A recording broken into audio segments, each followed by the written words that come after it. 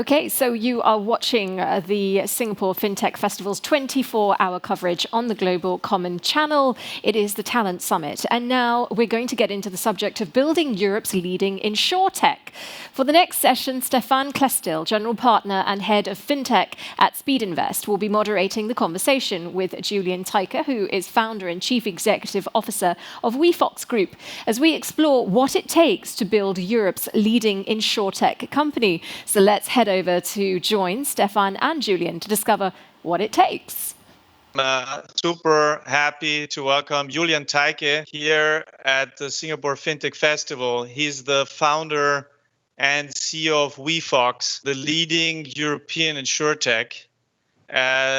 Welcome, Julian. Hey, Stefan. Pleasure to be here. Yeah, let's kick it off. So let's test this claim a little bit. Leading InsurTech in Europe. Is that actually true? What would you say? Give us some data points here. I'm not aware of a bigger InsurTech. So we started 5 years ago now. We're in a triple-digit million in revenues. So we started off with really building technology for real human agents. And we plugged on top of our technology that increases productivity, our own insurance company. And we've launched technology that allows our own insurance company to essentially launch new insurance products to the market, to our distribution every 2 weeks. So essentially, we've been growing on the distribution side very, very fast, very, very efficiently. But especially over the last 2 years, we've been growing to be the largest digital insurance company in Europe. So it's been a tremendous journey. Fantastic. So share some numbers with us, size of company, if you can, transactions, brokers you support, clients you have, whatever you can share with us. Give us a sense. No, absolutely. So we've been growing to more than 600 people now. We've been growing to around 3,000 agents now across Europe selling our products. We are now triple-digit million when it comes to revenues. We have seen a significant increase in profitability over the last couple of months. And essentially, we are on track next year to triple our results and to become all-in profitable. So I think something quite unique when you look at the digital insurance ecosystem. So obviously, InsurTech is super hot. There's been a number of very high-profile IPOs, especially in the US. Lemonade, Root Insurance. There's been a few billion-dollar acquisitions. Where do you put wefox in that context? I think what's happening, especially in the US, has been very, very interesting. So the US players, what they've done is they have essentially mastered the direct acquisition channel, acquiring customers direct, getting them on a great digital journey, trying to upsell them. I think this approach has a couple of advantages, has a couple of disadvantages as well. So one of the advantages is you own the customer, you can constantly improve the cross-selling ratio. A couple of the disadvantages is direct acquisition is very expensive. Number two, the loss ratios of direct customers is very high. So you have to pay out more claims than the other distribution channels. And the third disadvantage is it doesn't work in every region of the world because insurance wins in distribution. And while in the US, direct distribution might be a niche that works, in Europe, direct distribution does not work. So we have essentially said we're going to focus on optimizing insurance the way it works today, which is it's being sold via human beings. So 90% of all insurance products today are sold via human beings. And we have built up a huge agent force to sell our products. And this creates lower customer acquisition costs, significantly lower customer acquisition costs. This is higher cross-selling. And this is significantly lower loss ratio. So last year, we had a loss ratio of 29%. Compared to the industry average on our product mix of 70%. compared to digital direct insurers of well above 100%. With our distribution, we have significantly better unit economics, and we are more flexible when it comes to really adjusting our distribution to the country we're launching in. So it works across Europe, and we believe it will work across the world. Fantastic. So you think wefox is on a path to an IPO at some point? Obviously, there's always a big discussion about European fintechs and insurtechs being much slower in going to the capital markets than, let's say, US or Asian players. What's your perspective on that? We want to prove growth, and we want to prove that we can grow in a profitable way. And we're on a very good path to prove this. And as soon as we've proven this, we will prove that to the world. Okay, that sounds like something to be quoted in tomorrow's newspapers. Thanks, Julian. So let's talk a little bit also about your personal journey. You've been non-stop at full speed as a founder for many years now, building an organization of 600 people. How's the journey been for you? And more specifically, how you've been dealing with going from a tech founder with a few people to a CEO of a 600 person company. How tell us a bit about that journey and some of the challenges you've seen and how you think you overcame them. The room, in our case, it was the living room, and you're there with a couple of friends. And I think the only reason why we started back then is because we were very, very, very naive. So I'm thankful for my naivete back then, because if I would have known what comes in the next 5 years, back then I would have never started, right?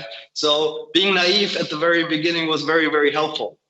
And then the journey, essentially, of doing everything yourself to now being a CEO of a 600 people company with having strong, very, very much stronger leaders than myself below me, is a huge transition. And it's a constant question of identity.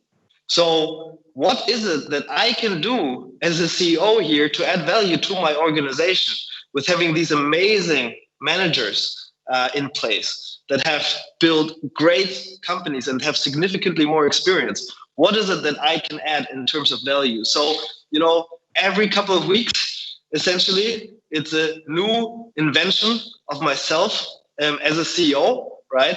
It's a constant change, and really thinking and asking myself, am I still the right CEO for this company? Because I have enough to give to this company, is a question that I ask myself all the time. And I think it's necessary because otherwise I become the limitation of my organization. And I don't want to be that. As soon as I feel I limit the growth of the organization because of my lack of experience, because of my lack of vision, because of my lack of capabilities, I need to step down. Well, hopefully you haven't been at that point yet. But I mean, how do you deal with those situations? You obviously brought in very seasoned executives, some of them from the insurance industry. These are not typically profiles of startup founders. They very much know some of the limitations of the industry. For instance, regulation, regulatory capital requirements, certain licenses you need. So these tend to be people that are not nearly as aggressive in trying to change things. So how do you deal with that? I mean, you must be daily in a situation where you're challenging those executives. They're telling you why something is not going to work, and you basically, challenging them on that. How is that discussion? How do you make it a productive discussion with a good outcome? To such a big business with significant revenues at good unit economics in insurance is only possible by having people that understand the industry. People that don't understand insurance can build big, unprofitable books very fast. People that understand insurance can build big, profitable books, but not very fast. So my role is to make sure that we build big, profitable books very fast. So it is about continuously challenging my leaders, making sure that they don't do the things the way that they've always done them. For me, it's very, very important that we have a large vision. Our vision of an organization is to prevent 30% of all bad things happening in the world. And this means we never do enough innovation. We never push the envelope enough. We need to keep pushing. We are never satisfied. And my role is to push everyone's definition of what's possible based on their experience, which is necessary to grow a company to where we've grown the company to. Thanks, Julian. Let's turn to COVID.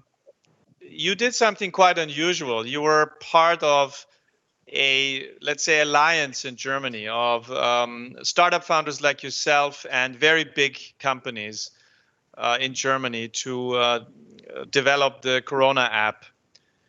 Tell us a little bit about how that worked out and what you've experienced and why you did this even. Why did you get involved?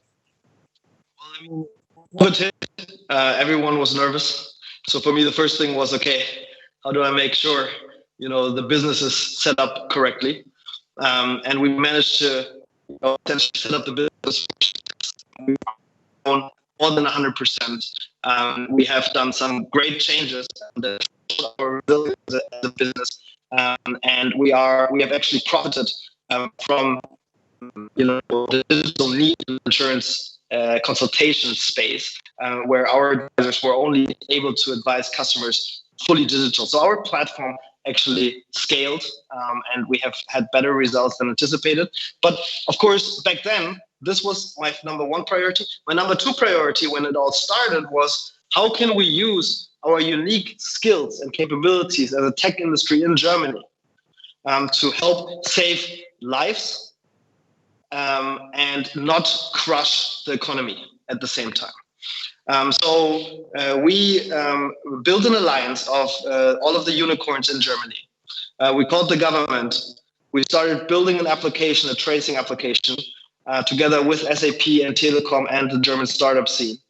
Essentially, we have more than 20 million downloads.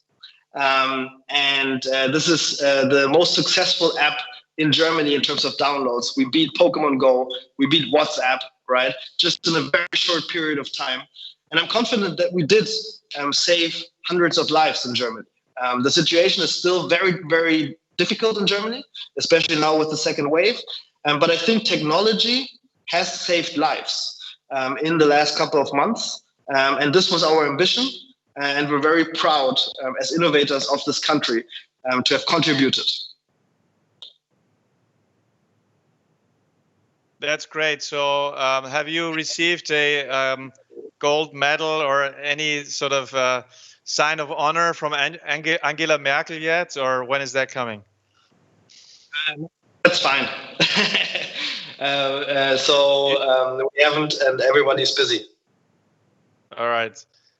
Okay, so maybe as a last very important point, wefox is quite unusual as an InsurTech for many reasons. Also because you started as a digital broker in markets like Switzerland, Germany, and Austria.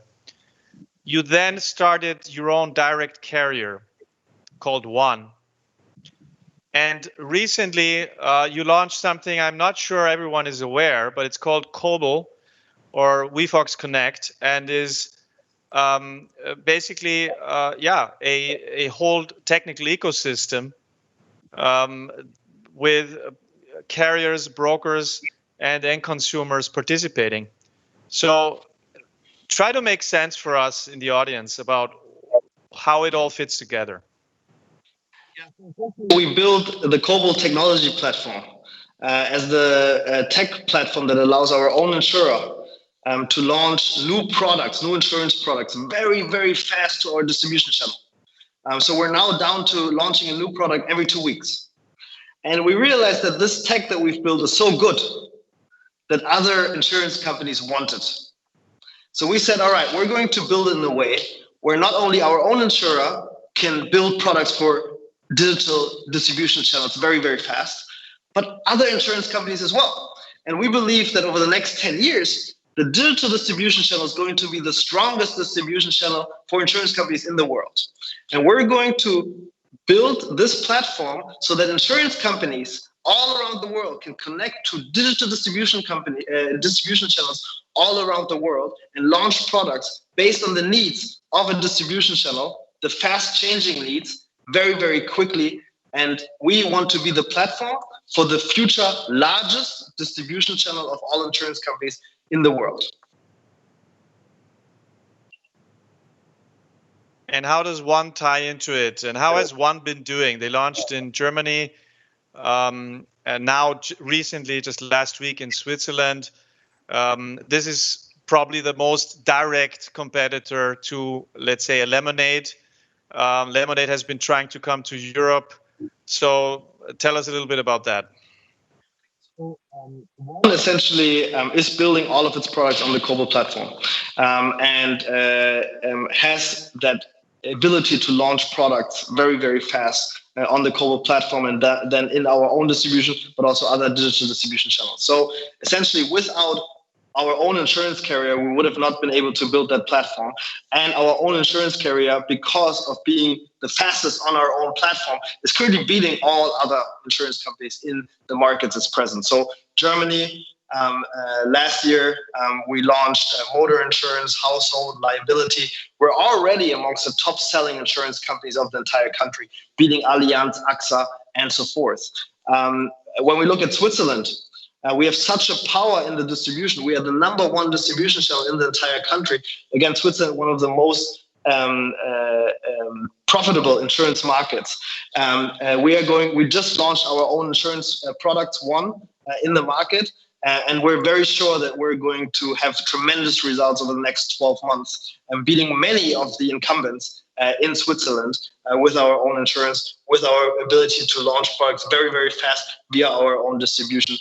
And we're going to repeat that playbook in all of the countries where we've already built up distribution and agents. So watch out. So hard times for Lemonade and everyone else. We have 15 seconds left. Anything you want to tell other aspiring startup founders in the fintech or InsurTech space? Any advice you would give them? I think the best advice is to never, ever give up, right? To believe in yourself and to just do it. All right. Thanks so much, Julian. Thanks, everyone. I hope it was interesting for everyone. Bye-bye. Take care. Superb. It was very interesting. Thank you, Stefan, for that and for also squeezing out a 15-second answer. So that was us looking at Europe's InsurTech companies, the way they're innovating, the way they're growing. A big thank you to both of our panelists there.